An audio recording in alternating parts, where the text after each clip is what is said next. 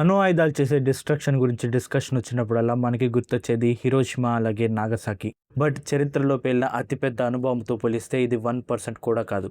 హిరోషిమాలో పేలిన bomb కంటే 3000 రెట్లు ఎక్కువ పవర్ జనరేట్ చేసిన బాంబ్ సోవియట్ యూనియన్ యొక్క సార్ బాంబా. బట్ ఈ బాంబ్ జస్ట్ టెస్ట్ వరకే పరిమితమైంది. టెస్ట్ చేసినప్పుడు ఈ బాంబ్ చేసిన డిస్ట్రక్షన్ చూసి ఈ టెస్ట్ని ఆర్డర్ చేసిన వ్యక్తి ఆ తర్వాత అణు ఆయుధాలకు వ్యతిరేకమయ్యాడు. అంత భయంకరమైనది ఈ అణు బాంబు. ఈ బాంబ్స్ జస్ట్ 5 వాడితే చాలు భూమి మొత్తం అంతమైపోతుంది. సో అసలు ఈ బాంబ్ ఎలా వర్క్ అవుతుంది, దీన్ని ఎలా తయారు చేశారు, ఇలాంటి మరిన్ని ఆసక్తికర విషయాల్ని వీడియోలో చెప్పబోతున్నాను. వీడియో చాలా ఇంట్రెస్టింగ్గా ఉంటుంది. సో ఎక్కడ స్కిప్ చేయకుండా చివరి వరకు చూడండి. ఇక ఆలస్యం చేయకుండా వీడియోలోకి వెళ్ళిపోదాం.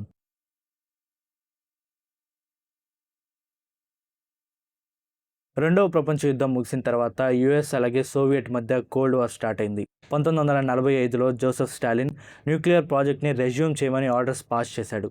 న్యూక్లియర్ ప్రోగ్రామ్ని 1945లో రెజ్యూమ్ చేసినప్పటికీ సోవియట్ యూనియన్ అప్పటికే అమెరికన్, బ్రిటిష్ అలాగే కెనడియన్ న్యూక్లియర్ ప్రోగ్రామ్స్పై స్పైయింగ్ చేస్తూ ఉంది. సో ఈ స్పైయింగ్లో క్లాస్ ఫచ్ లాంటి సైంటిస్టులు అమెరికన్ అలాగే బ్రిటిష్ ప్రోగ్రామ్స్ నుండి కీలక ఇన్ఫర్మేషన్ని సోవియట్కి చేరవేశారు. యుఎస్ ఎంత సీక్రెట్గా ఈ ప్రోగ్రామ్ చేసినా చాలా ఇంపార్టెంట్ విషయాలు లీక్ అయిపోయాయి.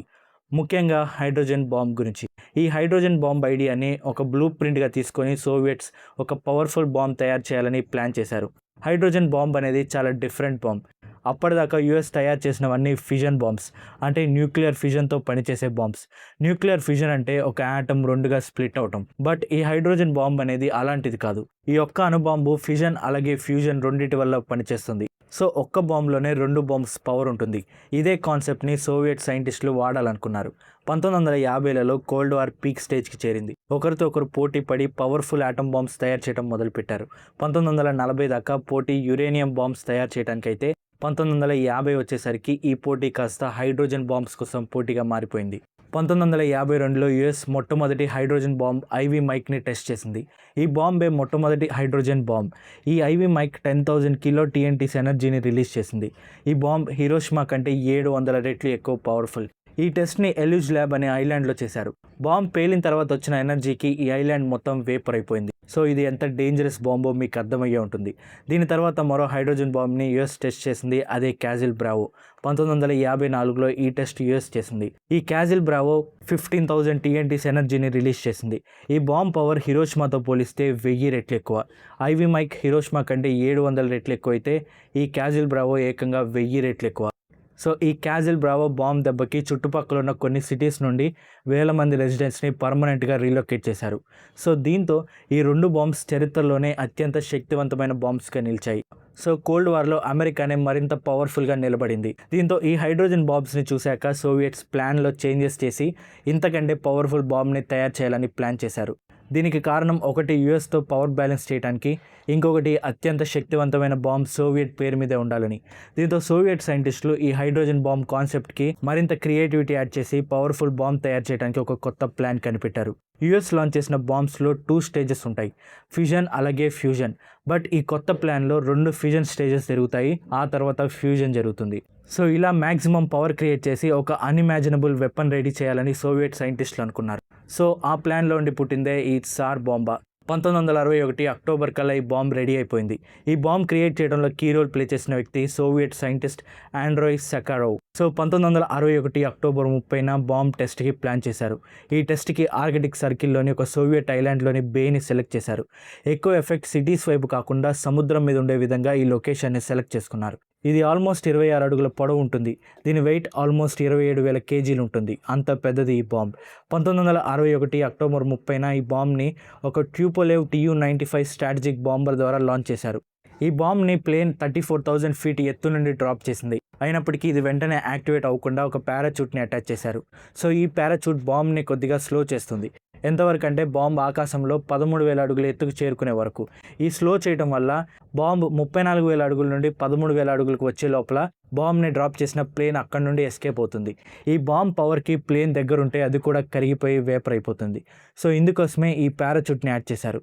ఇంత చేసినప్పటికీ ప్లేన్ తప్పించుకునే ఛాన్స్ జస్ట్ 50% మాత్రమే. సో అలా ఆ రోజు ఈ బాంబ్ని డ్రాప్ చేశారు. బాంబ్ 13,000 అడుగుల ఎత్తుకు చేరుకున్నప్పుడు యాక్టివేట్ అయింది. సో ఒక్కసారిగా 3 స్టేజెస్ కంప్లీట్ అయ్యి ఎక్స్ట్రీమ్ ఎనర్జీ రిలీజ్ అయింది. ఎంతంటే ఆల్మోస్ట్ 50,000 కిలో టీఎన్టీస్. యుఎస్ యొక్క బాంబ్స్ అన్నీ జస్ట్ 10,000 15,000 కిలో టీఎన్టీస్ అయితే ఈ సార్ బాంబా యొక్క పవర్ 50,000 కిలో టీఎన్టీస్, అంటే యుఎస్ కంటే 5 టైమ్స్ ఎక్కువ. యుఎస్ బాంబ్సే హ్యూజ్ డిస్ట్రక్షన్ క్రియేట్ చేస్తే ఇక ఈ అణు ఆయుధం ఏం చేయగలదో మీరే ఆలోచించండి. ఈ యొక్క వెపన్ యొక్క పవర్ రెండవ ప్రపంచ యుద్ధంలో వాడిన అన్ని వెపన్స్ యొక్క పవర్ కంటే 10 రెట్లు ఎక్కువ. ఈ పేలుడు వల్ల ఏర్పడిన మష్రూమ్ క్లౌడ్ యొక్క హైట్ దాదాపు 67 కిలోమీటర్లు, అలాగే క్లౌడ్ యొక్క విడ్త్ దాదాపు 10 కిలోమీటర్లు. దీన్ని బట్టి అర్థమవుతుంది ఇది ఎంత పెద్ద పేలుడో. ఆల్మోస్ట్ 70 కిలోమీటర్స్ రేడియస్లో ఉన్నవన్నీ ఇన్స్టెంట్గా వేపర్ అయిపోయాయి. దాదాపు 250 కిలోమీటర్స్ రేడియస్లో ఉన్నవన్నీ సివియర్గా డ్యామేజ్ అయిపోయాయి. షాక్ వేవ్స్ చాలా దూరంలో ఉన్న నార్వే, ఫిన్లాండ్ వరకు కూడా చేరాయి. నార్వే, ఫిన్లాండ్లో విండోస్ కూడా పగిలిపోయాయి. పేలుడప్పుడు వచ్చిన లైట్కి క్లౌడ్స్ అన్నీ ట్రాన్స్పరెంట్గా మారిపోయాయి. ఒక పెద్ద అగ్రెసివ్ ఫైర్ బాల్ ఏర్పడింది. సో ఇంత డిస్ట్రక్షన్ని యొక్క బాంబ్ క్రియేట్ చేసింది. బట్ ఇక్కడే ఒక ట్విస్ట్ ఉంది. ఈ బాంబ్ ఒరిజినల్ కెపాసిటీతో పోలిస్తే జస్ట్ 50% మాత్రమే పేలింది. ఈ అణు ఆయుధాన్ని తయారు చేసింది 1,00,000 కిలో టీఎన్టీస్ ఎనర్జీని రిలీజ్ చేయాలని. బట్ టెస్ట్లో దీన్ని 50,000 కిలో టీఎన్టీస్కి రెడ్యూస్ చేశారు. దీంతోపాటు ఈ అణు ఆయుధాన్ని 13,000 అడుగుల ఎత్తులో మాత్రమే యాక్టివేట్ చేయడంతో చాలా వరకు బాంబ్ కెపాసిటీ తగ్గిపోయింది. అంత కెపాసిటీ తగ్గినప్పటికీ ఇంత విధ్వంసం సృష్టించింది ఈ అణు ఆయుధం. ఒకవేళ ఫుల్ కెపాసిటీతో పేలుడు జరుగుంటే సోవియట్లోనే కాదు, నార్వే, ఫిన్లాండ్లో కూడా ఎంతోమంది చనిపోయేవారు. అంత భయంకరమైంది ఈ సార్ బాంబా. ఇంత డిస్ట్రక్షన్ ఈ బాంబ్ క్రియేట్ చేయడానికి కారణం ఇందులో 3 స్టేజెస్ ఉంటాయి. ఈ 3 స్టేజెస్ అర్థం చేసుకోవాలంటే ముందుగా అసలు ఒక అణుబాంబు ఎలా పనిచేస్తుందో తెలుసుకోవాలి. ఈ అణు ఆయుధాలలో న్యూక్లియర్ రియాక్షన్ జరగడం వల్ల ఈ బాంబ్స్ పనిచేస్తాయి. న్యూక్లియర్ రియాక్షన్స్లో ముఖ్యంగా 2 రకాలు ఉంటాయి. న్యూక్లియర్ ఫిజన్, అలాగే న్యూక్లియర్ ఫ్యూజన్. న్యూక్లియర్ ఫిజన్ అంటే న్యూక్లియస్ 2గా స్ప్లిట్ అయ్యి ఒక్క యాటమ్ 2 యాటమ్స్ అవుతుంది. న్యూక్లియర్ ఫ్యూజన్ అంటే 2 న్యూక్లియస్ కలిసి ఒకటవుతుంది. ఫిజన్ విషయానికి వస్తే స్టార్టింగ్లో సైంటిస్టులు కనిపెట్టింది ఈ ఫిజన్ బాంబే. బాంబ్లోని ఎలిమెంట్లోని యాటమ్స్ 2గా స్ప్లిట్ అయ్యి చైన్ రియాక్షన్ జరిగి ఎనర్జీ రిలీజ్ అవుతుంది. జపాన్పై యుఎస్ వాడిన బాంబ్స్ ఇవే. ఈ ఫిజన్ బాంబ్స్లో కూడా 2 రకాలు ఉంటాయి. యురేనియం బాంబ్, అలాగే ప్లూటోనియం బాంబ్. యురేనియం, ప్లూటోనియం ఈ 2 రేడియో యాక్టివ్ ఎలిమెంట్స్. ఈ ఎలిమెంట్స్కి ఒక స్పెషల్ క్వాలిటీ ఉంది. అదే ఈ ఎలిమెంట్లో ఒక యాటమ్ 2గా స్ప్లిట్ అయితే ఎక్స్ట్రాగా హీట్, అలాగే ఇంకొక న్యూట్రాన్ రిలీజ్ అవుతుంది. సో ఆ ఎక్స్ట్రా న్యూట్రాన్ మరొక యాటమ్ని స్ప్లిట్ చేస్తుంది. ఈ రకంగా ఒక చైన్ రియాక్షన్ జరుగుతుంది. సో అలా రిలీజ్ అయ్యే హీట్ అండ్ ఎనర్జీ అంతా యాడప్ అయితే ఎక్స్ట్రీమ్ హీట్ అండ్ ఎనర్జీ అవుతుంది. సో ఇక్కడ మీకు డౌట్ రావచ్చు, ఎక్స్ట్రీమ్ హీట్ వల్ల న్యూక్లియర్ చైన్ రియాక్షన్ జరగకముందే, స్టార్టింగ్లోనే రిలీజ్ అయ్యే ఎక్స్ట్రీమ్ హీట్ వల్ల న్యూక్లియర్ చైన్ రియాక్షన్ జరగకముందే ఈ ఎలిమెంట్ అంతా కూడా వేపర్ అయిపోతుంది కదా అని. దీనికోసమే క్రిటికల్ మాస్ అనేది ఉంటుందని కనిపెట్టారు. క్రిటికల్ మాస్ అంటే హీట్కి వేపర్ అయిపోయే లోపల చైన్ రియాక్షన్ కంప్లీట్గా జరగడానికి కావాల్సిన మినిమం అమౌంట్. సో ఈ క్రిటికల్ మాస్ అంత ఎలిమెంట్ తీసుకుంటే ఖచ్చితంగా న్యూక్లియర్ చైన్ రియాక్షన్ జరుగుతుంది. ఈ యురేనియం బాంబ్ గన్ టైప్లో ఉంటుంది. గన్ టైప్ బాంబ్లో యురేనియం క్రిటికల్ మాస్ని 2 బ్లాక్స్గా డివైడ్ చేసి రెండింటిని వేరువేరుగా ఉంచుతారు. ఆ తర్వాత ఒక ఎక్స్ప్లోజివ్ ద్వారా ఒక యురేనియం బ్లాక్ని వేగంగా వేరే బ్లాక్ వైపుకు ఫైర్ చేస్తారు. ఈ 2 యురేనియం బ్లాక్స్ కంబైన్ అయితే క్రిటికల్ మాస్ రీచ్ అవుతుంది. ఈ 2 బ్లాక్స్ మధ్యలో 2 చిన్న ఎలిమెంట్స్ ఉంటాయి. అవే బెరీలియం, అలాగే పొలోనియం. ఈ 2 ఎలిమెంట్స్ మిక్స్ అయితే న్యూట్రాన్స్ రిలీజ్ అవుతాయి. సో అలా ఈ 2 బ్లాక్స్ కలిసినప్పుడు ఈ బ్లాక్స్ మధ్య ఉండే ఎలిమెంట్స్ మిక్స్ అయ్యి న్యూట్రాన్స్ రిలీజ్ అయ్యి న్యూక్లియర్ చైన్ రియాక్షన్ స్టార్ట్ అవుతుంది. ఈ న్యూక్లియర్ చైన్ రియాక్షన్ పెద్ద ఎక్స్ప్లోజన్ని, ఎనర్జీని, హీట్ని రిలీజ్ చేస్తుంది. బట్ ఈ బాంబ్కి కొన్ని కాంప్లికేషన్స్ ఉన్నాయి. ముందుగా ఇది యురేనియం 235 బాంబ్. న్యాచురల్గా దొరికే యురేనియంలో ఈ యురేనియం 235 ఓన్లీ 0.7% మాత్రమే ఉంటుంది. న్యాచురల్గా దొరికే యురేనియంలో ఎక్కువ శాతం ఉండేది యురేనియం 238. బట్ ఈ యురేనియం 238 వల్ల ఫిజన్ సాధ్యమవుతుంది. సో సైంటిస్టులు ఈ యురేనియం 238ని ఎన్రిచ్ చేసి యురేనియం 235ని తయారు చేస్తారు. బట్ ఇదంత ఈజీ కాదు. అలాగే కొంత యురేనియం 235 మాత్రమే అప్టైన్ అవుతుంది. అది కూడా చాలా టైం పడుతుంది. బట్ దీనికి కూడా ఒక ఆల్టర్నేటివ్ ఉంది, అదే ప్లూటోనియం. ప్లూటోనియం అనే వేరే ఎలిమెంట్కి చెందిన ఒక ఐసోటోప్ ఫిజన్కి మంచి ఫ్యూయల్. అదే ప్లూటోనియం 239. దీనికి క్రిటికల్ మాస్ జస్ట్ 10 kgs మాత్రమే. బట్ ఇది గన్ టైప్ బాంబ్కి సెట్ అవ్వదు, ఎందుకంటే ఇది త్వరగా రియాక్ట్ అయిపోతుంది. సో మొత్తం చైన్ రియాక్షన్ జరిగే లోపే ఎలిమెంట్ వేపర్ అయిపోయి ఎక్కువ ఎనర్జీ రిలీజ్ అవ్వదు. సో త్వరగా న్యూక్లియర్ చైన్ రియాక్షన్ జరిగిపోవాలి. దీనికోసం ఒక కొత్త టైప్ బాంబ్ని సైంటిస్టులు తయారు చేశారు, అదే ఇంప్లోజన్ బాంబ్. ఈ బాంబ్లో ప్లూటోనియంని సెంటర్లో ఉంచి దాని చుట్టూ ఎక్స్ప్లోజివ్స్ ఉంచుతారు. బాంబ్ని యాక్టివేట్ చేయగానే ఈ ఎక్స్ప్లోజివ్స్ ప్లూటోనియంని బాగా కంప్రెస్ చేస్తాయి. అలా చేసినప్పుడు ఫాస్ట్గా చైన్ రియాక్షన్ స్టార్ట్ అవుతుంది, అధికంగా ఎనర్జీ రిలీజ్ అవుతుంది. ఈ చైన్ రియాక్షన్ స్టార్ట్ చేయడానికి ప్లూటోనియం మధ్యలో అర్చిన్ అనే డివైస్ని ఇన్స్టాల్ చేస్తారు. ఈ అర్చిన్ 7 grams ఉన్న ఒక చిన్న బాల్. ఈ అర్చిన్ కూడా ఇందాక చెప్పినట్లే బెరీలియం, అలాగే పొలోనియంతో కలిసి ఉంటుంది. బాంబ్ ఫైర్ అవగానే ఎక్స్ప్లోజివ్స్ ప్లూటోనియంని కంప్రెస్ చేస్తాయి. అప్పుడు ప్లూటోనియంలో ఉండే ఈ అర్చిన్లో కూడా 2 ఎలిమెంట్స్ కంప్రెస్ అయిపోయి ఒకదాంట్లో ఒకటి కలుస్తాయి. ఈ 2 ఎలిమెంట్స్ కలిసినప్పుడు వరదలాగా న్యూట్రాన్స్ రిలీజ్ అవుతాయి. ఈ న్యూట్రాన్స్ ప్లూటోనియం న్యూక్లియస్ని స్ప్లిట్ చేసి న్యూక్లియర్ చైన్ రియాక్షన్ స్టార్ట్ చేస్తాయి. ఇదే ఇంప్లోజన్ బాంబ్. సో ఇక్కడ దాకా మీకు అర్థమయ్యే ఉంటుంది. ఇందాక చెప్పినట్లు 2 రకాల న్యూక్లియర్ చైన్ రియాక్షన్స్ ఉంటాయి. న్యూక్లియర్ ఫిజన్ అలాగే న్యూక్లియర్ ఫ్యూజన్. ఫిజన్ ఎలా జరుగుతుందో ఇప్పటిదాకా చూసాం. ఇప్పుడు ఫ్యూజన్ విషయానికి వద్దాం.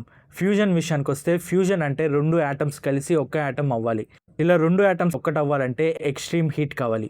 సో ఎక్స్ట్రీమ్ హీట్ జనరేట్ అయినప్పుడు ఫ్యూజన్ జరుగుతుంది. అంతేకాదు ఫ్యూజన్ జరిగినప్పుడు మరింత ఎక్స్ట్రీమ్ హీట్ అలాగే ఎనర్జీ రిలీజ్ అవుతుంది. స్టార్స్లో ఇదే జరుగుతూ ఉంటుంది. సో ఈ రెండింటిని కంబైన్ చేస్తే ఒకేసారి 2 బాంబ్స్ పవర్ వస్తుందని సైంటిస్టులకు ఒక ఆలోచన వచ్చింది. దీంతో 1950లలో యుఎస్ సైంటిస్టులు ఒకే బాంబ్లో ఫిజన్ మెటీరియల్ అలాగే ఫ్యూజన్ మెటీరియల్స్ని యాడ్ చేశారు. ఫస్ట్ ప్లూటోనియం టైప్ ఫిజన్ మెటీరియల్లో న్యూక్లియర్ ఫిజన్ జరిగి ఎనర్జీ రిలీజ్ అవుతుంది. సో అలా రిలీజ్ అయిన ఎక్స్ట్రీమ్ హీట్తో బాంబులోనే ఉన్న హైడ్రోజన్ ఫ్యూజన్కి గురవుతుంది. హైడ్రోజన్ ఐసోటోప్స్ ఫ్యూజ్ అయ్యి హీలియం ఏర్పడుతుంది. సో అలా మరింత ఎనర్జీ రిలీజ్ అవుతుంది. సో ఈ కాన్సెప్ట్ పేరు ఏదో కాదు, ఇందాక చెప్పిన హైడ్రోజన్ బాంబ్ ఇదే. ఇక మన సార్ బాంబా విషయానికి వస్తే ఇందులో ఏకంగా 3 రకాల మెటీరియల్స్ ఉంటాయి. మొదటిగా plutonium type fission material. First plutonium reaction జరుగుతుంది. ఇలా జరిగి మరిన్ని న్యూట్రాన్స్, హీట్ అలాగే ఎక్స్రేస్ రిలీజ్ అవుతాయి. ఈ ఫిజన్ మెటీరియల్ కిందే ఒక ప్లూటోనియం రాడ్ ఉంటుంది. సో పైన జరిగిన రియాక్షన్ నుండి వచ్చే న్యూట్రాన్స్ వల్ల ఈ ప్లూటోనియం రాడ్లో కూడా న్యూక్లియర్ ఫిజన్ రియాక్షన్ జరుగుతుంది. సో 2 సార్లు ఫిజన్ జరుగుతుంది. ఈ ప్లూటోనియం రాడ్ చుట్టూ లిథియం-6 అలాగే డ్యూటెరైడ్ అనే 2 మెటీరియల్స్ ఉంటాయి. ఈ 2 ఎలిమెంట్స్ హీట్ వల్ల డ్యూటీరియం అలాగే ట్రైటియంగా ఫామ్ అవుతాయి. ఇవి హైడ్రోజన్ ఐసోటోప్స్. సో ఇక్కడ ఎక్స్ట్రీమ్ హీట్ వల్ల ఈ ఐసోటోప్స్ ఫ్యూజన్కి గురయ్యి మరింత ఎక్స్ట్రీమ్ హీట్ రిలీజ్ అవుతుంది. సో ఇదే సార్ బాంబా సింపుల్గా చెప్పాలంటే. ఇదే ఇప్పటికీ భూమి మీద తయారు చేసిన అత్యంత శక్తివంతమైన అణ్వాయుధం. బట్ అదృష్టవశాత్తు ఈ బాంబ్ జస్ట్ టెస్ట్ల వరకే పరిమితమైంది. సో ఇది ఈ పవర్ఫుల్ బాంబ్ యొక్క స్టోరీ. వీడియో నచ్చితే లైక్ చేసి సబ్స్క్రైబ్ చేయండి. వీడియో మీకు ఎలా అనిపించిందో కామెంట్ చేయండి. మళ్ళీ కలుద్దాం మరొక ఇంట్రెస్టింగ్ సైన్స్ వీడియోతో. అసలు మొదటిసారి అణుబాంబులను ఎలా కనిపెట్టారో తెలుసుకోవాలంటే ఇక్కడ ఈ వీడియోని క్లిక్ చేయండి.